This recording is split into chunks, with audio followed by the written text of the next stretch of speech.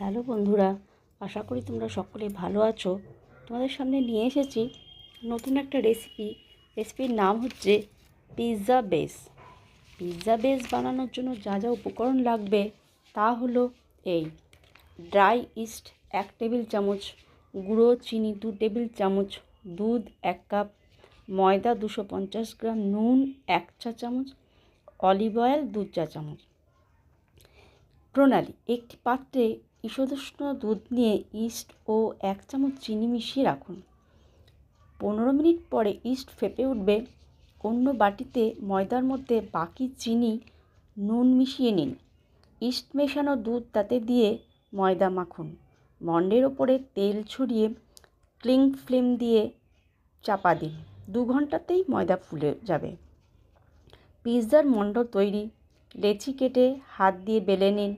200 degree সেন্টিগ্রেডে preheat করা আভেনে 15 minute bake করলে তৈরি পিৎজা বেস। আজ এই পর্যন্তই। তোমরা সবাই ভালো থেকো, সুস্থ থেকো, সকলে ভালো আছো। আবার আসবো নতুন কোনো রেসিপি নিয়ে এসেছি। রেসিপিটিকে ভালো লাগলে লাইক, শেয়ার, নাম সাবস্ক্রাইব করে দিও। Pizza base. পিৎজা বেস বানানোর জন্য যা যা উপকরণ লাগবে তা হলো এই: ড্রাই ইস্ট 1 টেবিল চামচ, গুঁড়ো চিনি 2 টেবিল চামচ, দুধ 1 কাপ, ময়দা 250 গ্রাম, নুন 1 চা চামচ, অলিভ অয়েল 2 চা চামচ। প্রণালী: একটি পাত্রে ঈষদুষ্ণ দুধ নিয়ে ইস্ট ও 1 চামচ চিনি মিশিয়ে রাখুন। 15 মিনিট পরে ইস্ট ফেটে উঠবে। অন্য বাটিতে ময়দার মধ্যে বাকি চিনি, নুন মিশিয়ে নিন। ইস্ট মেশানো দুধ তাতে দিয়ে ময়দা মাখুন। মণ্ডের ওপরে তেল ছড়িয়ে ক্লিং ফ্লেম দিয়ে চাপা দিন। 2 ঘন্টাতেই ময়দা ফুলে যাবে। পিৎজার মণ্ড তৈরি: লেচি কেটে হাত দিয়ে বেলে নিন।